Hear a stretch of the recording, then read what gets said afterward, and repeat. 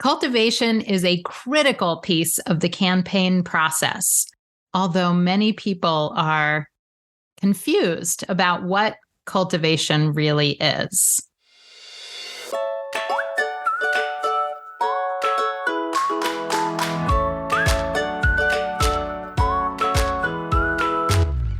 Welcome to All About Capital Campaigns, a podcast that provides fuel for your nonprofit's growth. Each week, Andrea Kihlstedt and Amy Eisenstein, co-founders of Capital Campaign Pro, provide practical tips about raising more money for your nonprofit organization. Here are your hosts, Amy and Andrea.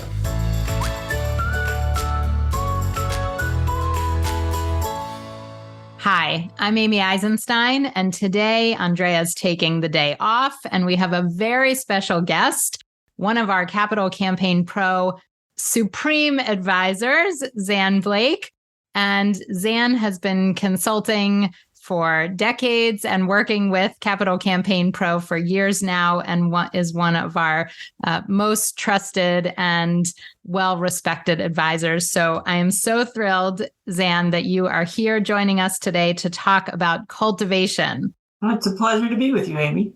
So let's get started. Why don't we start with the basics? What is cultivation, sort of in the most basic sense?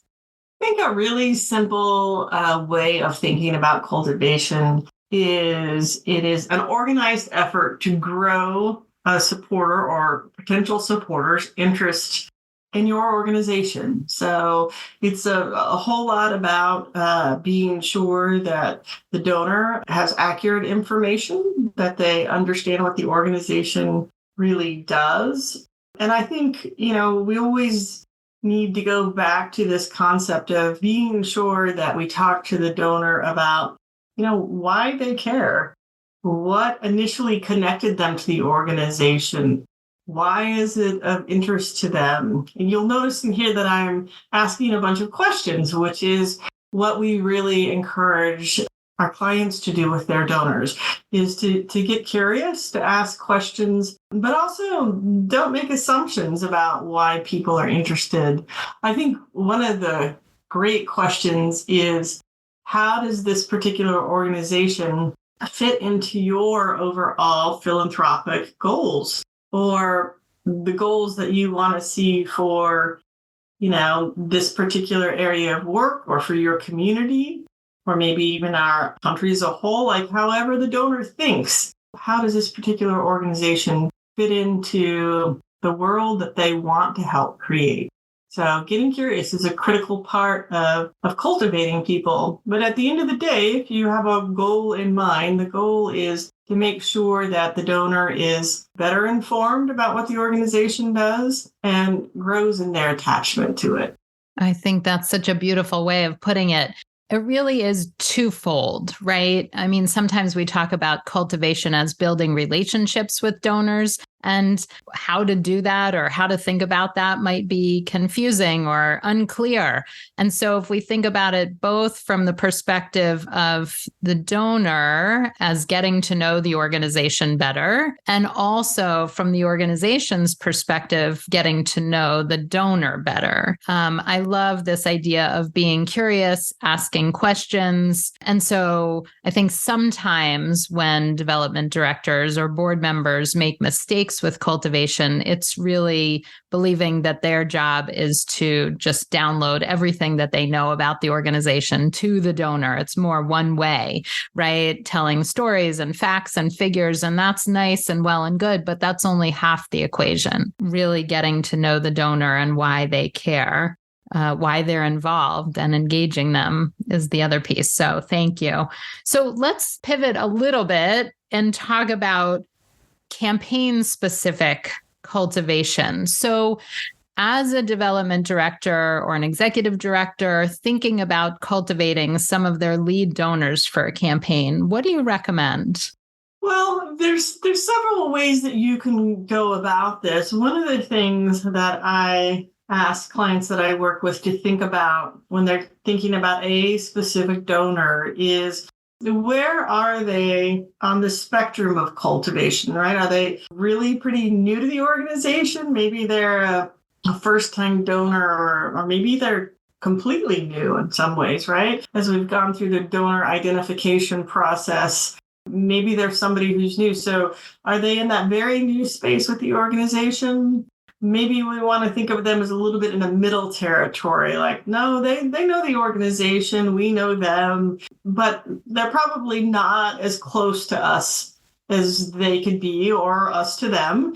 And so that's a different way of thinking about it. And then you sort of move further down, and then you have those folks who they're tried and true with the organization. You know them very well. They know you. And each one of those groups of people has their own challenges and opportunities. So as I go through this, talking about specific things to do, you might want to sort of categorize the person or the family in one of those three categories and see which one of these activities might fit them the best. So the first part of sort of a best practice is figure out where the donor is in the process, not just where you are in the process.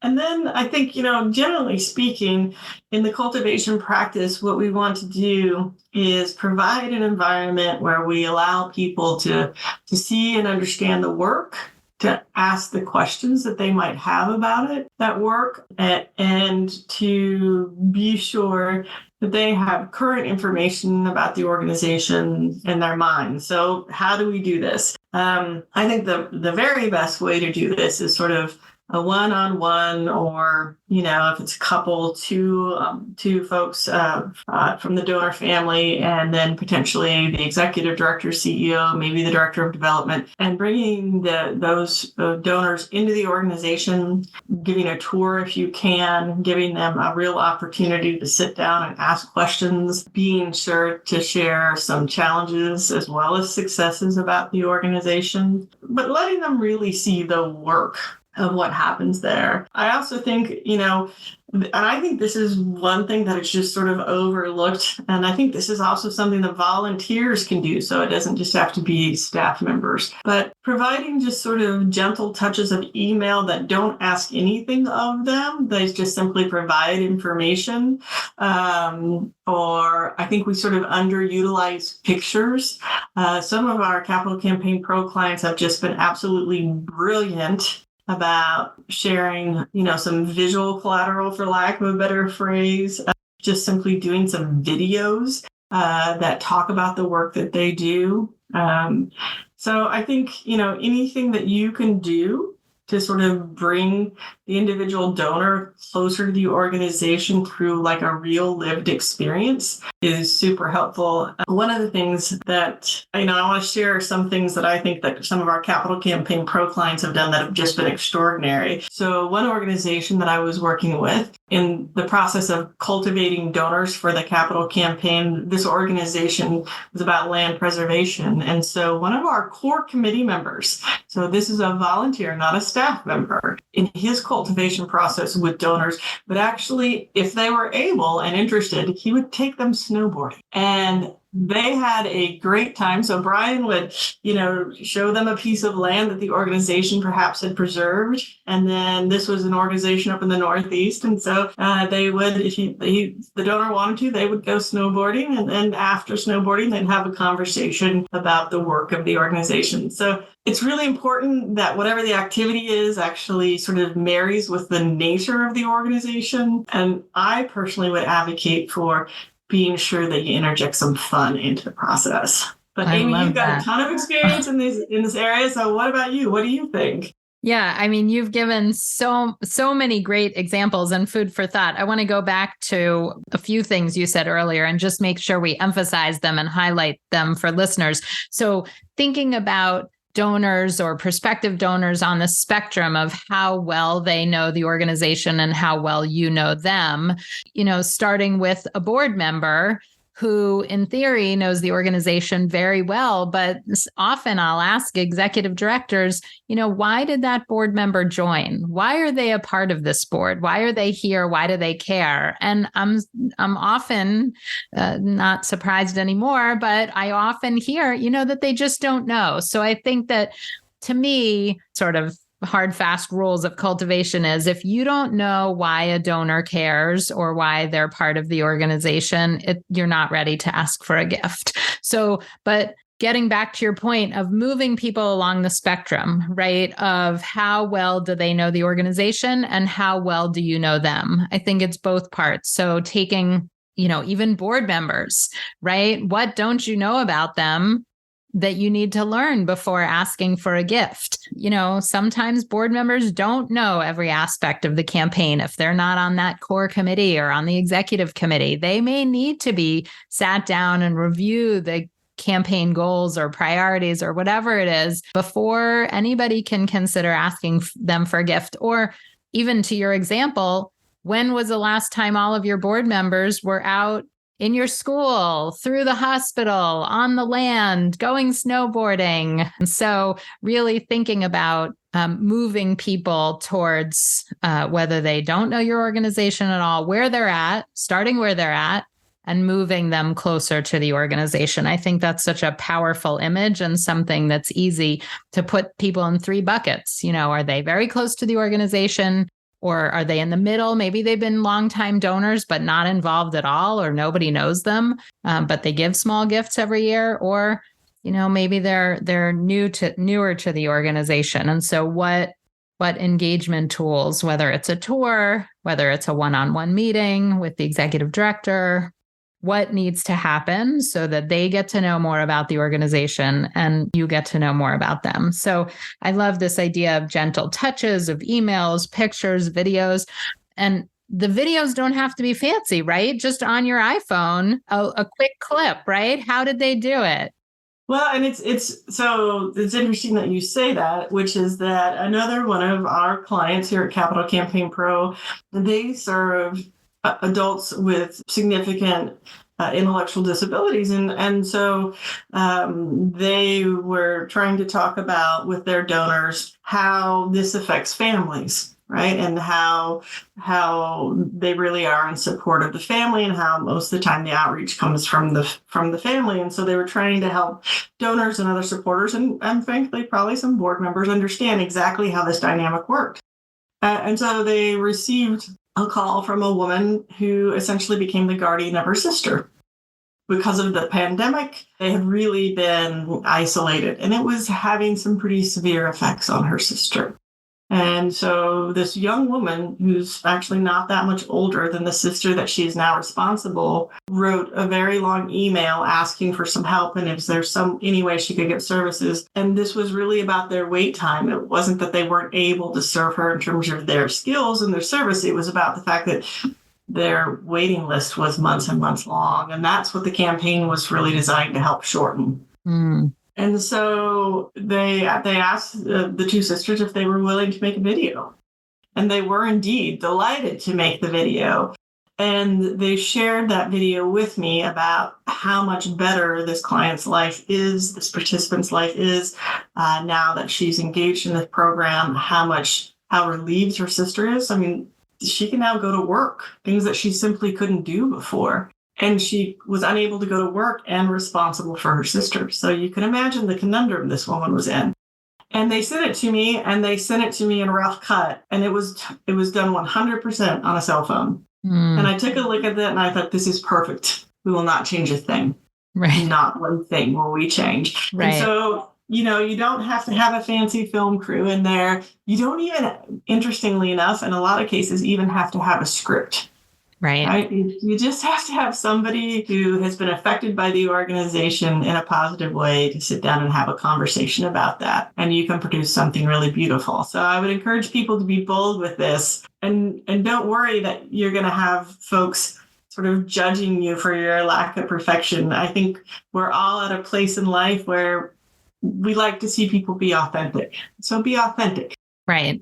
It doesn't need to be highly produced. It doesn't need to be expensive. In fact, probably most donors these days would prefer it to be authentic and not expensive. And we're used to watching all kinds of home videos on YouTube and Instagram and wherever we're watching these videos, on Facebook. And so it's the norm now. And to be able to fire off an email. Now, I want to take that to the next step, because I think that organizations get stuck with one way, sort of what they consider cultivation one way, information dump and telling stories, which is one piece of the process. But then after somebody's watched a video like that, or whether it's live and in person or you're sending it by email, what's the next step? Then how do you take that farther? How do you continue the cultivation? Well, I think, a lot of our listeners are probably out there raising their hand saying something about like, well, what about events? Don't we invite people to events? And I do think that there is a place and a space for events. And I do think that it is possible to have a small event where people are really thoroughly cultivated, right? In these bigger events, we do a lot of the putting the information out, but we don't do a lot of taking the information back in. So I think for anybody who's listening, I want you to be thoughtful about how you see events and their potential to actually cultivate the donor as opposed to just push information out to them. I actually really think the best sort of cultivation events, once a donor is a little bit further along the path, is really a one-on-one conversation, most likely with a lead staff person or with a lead board member. And just a real thorough conversation about the work that the organization does. Perhaps now we're diving more deeply into the components of what the campaign is. So how this particular campaign will bring the organization to its next level of performance, right? And to a higher level of work to better fulfill its mission. I think the thing that I want for folks to hear is that you're right, Amy, this idea of pushing emails or videos or those other things out, that's helpful. And it can be one of the many steps. But the real cultivation comes when people are in conversation with each other. When they can ask questions, they can answer questions. Sometimes that they can agree that a problem is really vexing and maybe the organization doesn't 100% solve it, but they make steps in that direction. We see that a lot in the environmental space because no one organization can solve, the problems that we face relative to the environment, and no one organization can, grasp all the opportunities that are there and need to be grasped. But what an organization can do, for the most part, is only really something that can be communicated in conversation between people. So really encourage people, like, if this causes you a little fear, to maybe put down that fear, because this is really the only way that people truly grow their attachment to an organization. Yeah, I think that's such a good point. All right, there's 3 things that you said recently that I want to circle back to and highlight. One is you did talk about events as potential cultivation opportunities. And I think that many organizations actually use them as a crutch, right? They think we did a gala and it's a cultivation event, or honestly, even sometimes a smaller event in someone's home and they think they've cultivated somebody. That's maybe a first step or a step, but it's not a conversation. If there's not a meaningful dialogue or opportunity to go back and forth and ask questions, as you said, be curious, you haven't really cultivated somebody. So I think I don't want to give people an out and let them say, we said events count. They're a piece of it, but they're not the full picture. So I just want to sort of hammer that home. I love that you said earlier that it's an opportunity to talk about challenges and successes of the organization, because I think most nonprofit leaders shy away from the challenges and don't want to share those with donors. They don't want to share the negative or anything that's going wrong or that's hard about the organization. But as you alluded to with land preservation as an example, or cleaning the environment, or healthcare, or the list goes on and on, homelessness, hunger, education, right? These are societal problems that are too big to tackle alone and need everybody's input. And so I think actually focusing on the challenges and the problems, not just of the mission, but the challenges of the organization itself, of the campaign, brings donors into the conversation as real partners instead of just simply funders and not people who are engaged in solving the problem. And it's a game changer when you can include people in that way. Have you found that? Absolutely. And also what you said should feel like a huge relief to the people who are listening, to the executive directors of development. If you could take this thing that you might up to this point be perceiving as a big problem for you, the fact that you can't solve everything, and convert it into, I don't know that it's a bit of a strength, but it can be an asset in this conversation. And I mean asset in the way that your honesty, your thoughtfulness, your complete understanding of the situation will likely impress the donors, that you understand the nuances, the complications, and it will also likely build trust between the two of you, that you are telling them the truth, even if the truth isn't always pretty, and that you're aware of the complications that your work faces. Amy, I say this a lot. I say this at some point with almost every client that I work with, which is that the work that nonprofits do, most nonprofits do in this country, is work that the for-profit environment doesn't want to touch. It's complicated, it's messy, it's difficult, it's ongoing, it's oftentimes not immediately resolvable or maybe resolvable at all. But we keep working on it. We keep trying, right? We keep coming up with better solutions. And yes, sometimes we fail. And I say we because I worked within a nonprofit for 21 years. And sometimes we fail, but sharing those successes and failures with your donors is part of the process. And it's part of growing that relationship with them. And oftentimes I was just coaching a client just yesterday about the fact that her organization is really struggling in a number of areas. And I just said to her, now is the time. This is the CEO. I said, now is the time for you to go meet with your donors. You need to go tell them what's going on. And I think you're going to be surprised at how much they come forward to help. So we have to trust them. If we want them to trust us, which we do, we have to trust them. Yes. When we were preparing for this, you gave me an awesome example. And I don't know if it's the snowboarder. I think it's somebody else who was cleaning trails. So let's talk for a minute about organic cultivation opportunities and tell us what, that's a phrase that you came up with. I love it. Tell us what that means to you and give us that great example that you shared with me earlier.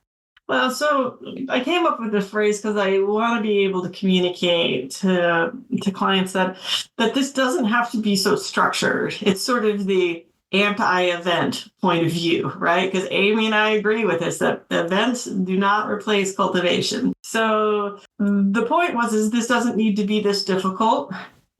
Sometimes opportunities come to you, and if you can seize those opportunities, you might be amazed at what happens. So it's about being open to the possibility that a cultivation opportunity will simply arrive at your front door. And I had a powerful example of this a couple years ago when I was working on a campaign. It was another different land preservation organization. And one of our committee members, his name was Alan. So he was on the steering committee for the campaign. Alan also happened to be the sort of chief volunteer of the volunteer group that in the springtime would go through and clean the trails that this particular organization oversaw in this area. So he led a group of about 100 volunteers every spring, and they would go out and clean up trails.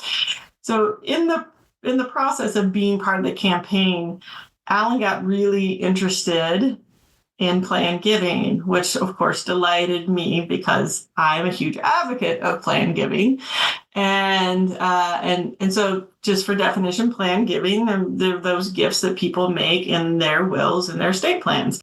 And so Alan was out with a couple of volunteers cleaning a trail. And he and one particular volunteer were off by themselves working on part of a trail. And they were in conversation about the organization. And Alan simply said, have you ever considered naming this organization in your estate plans? And the man looked up at him and he said, oh, that organization's getting our entire estate. Now, we had no idea that this was in the works. There was no documentation. There was no indication that this gift existed at all. As it turned out, that estate was valued at $1.8 million. And that entire estate did indeed go to the organization. So what a great story. I mean, so often volunteers especially, but staff too, are afraid to even bring up estate plans and bequests. And, look at that. You brought it up and there was already $1 million plus gift in the works because probably everybody had been afraid to talk about it before up until this point. But the idea of this organic cultivation opportunity, they were just out on the trail having a conversation, and the board member was brave enough and informed enough and confident enough, whatever it is, to just bring it up. And the donor wasn't upset or offended or mad or whatever we're afraid is going to happen when we talk about these things. So he was delighted because, the rest of the story is this, which is that he wasn't aware that there was a capital campaign going on. Again, this man wasn't really on our radar all that much, or this couple, I should say. And they had been flying very, very sort of below the radar. And so they turned out to be the second largest gift for the campaign, and they were the gift that I believe, if my memory serves me, pushed us over the finish line. Wow. What a story. And that was just non-strategic, sort of random conversation. And it's so great. And they were living the mission and having a conversation, and that's the ultimate cultivation. But I want to say one more thing about the organic cultivation, which is this.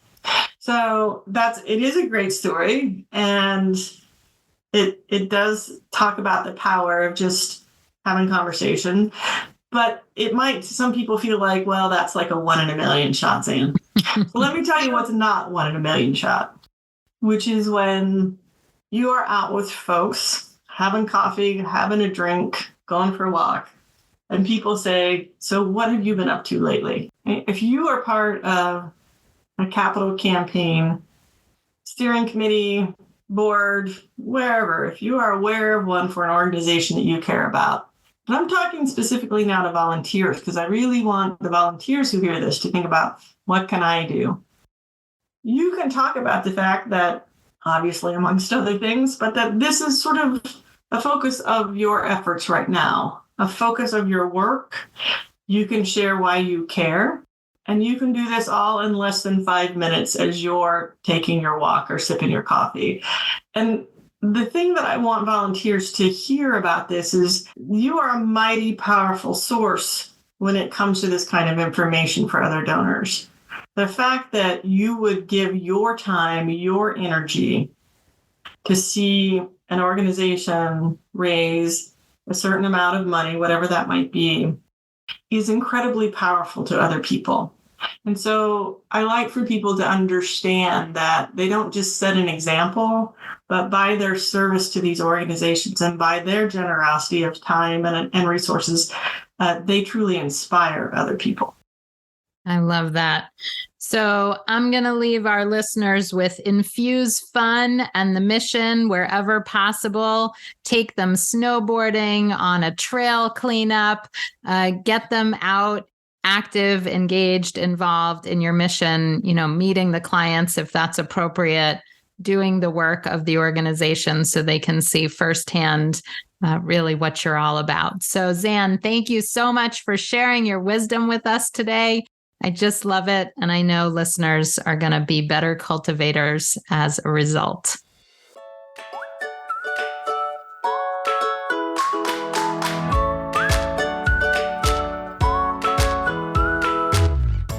Thanks for joining Amy and Andrea for today's All About Capital Campaigns. To learn more about them and their work together, visit capitalcampaignpro.com. And please subscribe, rate, and review us on your favorite podcasting platform. Thank you.